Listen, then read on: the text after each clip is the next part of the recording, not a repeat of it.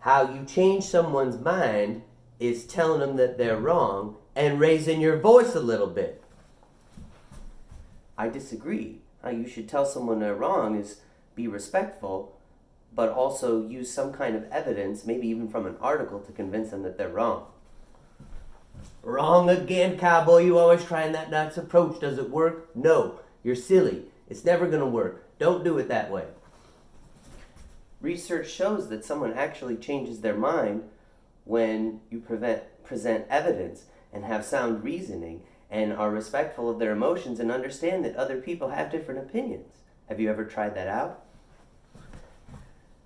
Well, maybe I will now since you were so nice about it. Oh, hey, Mr. Wagner here, having an argument with himself. Pretty normal stuff. It's about this week's lesson. This week, we're asking you to think about how you disagree with other people. What's it feel like? Have you ever changed someone's mind when they didn't want to listen to you?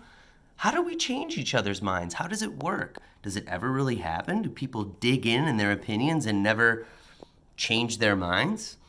Well, studies show there is a specific way to help people change their minds, especially when it's controversial and they have strong feelings. So, this week, to take you through the lesson, first, journal about those big questions we were just talking about. What's it feel like to have to change someone's mind? What actually works? How should people go about disagreeing? Then, we've got 5 different controversial topics for you to research and pick from. Do violent video games make children violent? Should governments lift our shelter-in-place orders? Is it okay for sports to start back up with no crowds? Is it possible to spend too much time with screens right now? Should people get in big trouble for social distancing rules when they break them?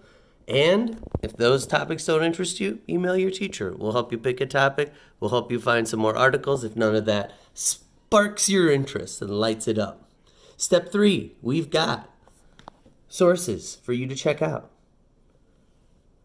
Using and reading those sources, we've got some tips and hints for how to actually change people's minds, some fill in the blanks for how to be respectful about it, and a place for you to write a paragraph where you think about what someone will say when they disagree with you, and you're nice and respectful about the way that you try to change their minds. Don't forget, respect the other side. Prove that you're right with evidence. Hit up your ELA teacher with any emails that have questions that you might have about this. Have a terrific week, and we'll see y'all later, cowpokes.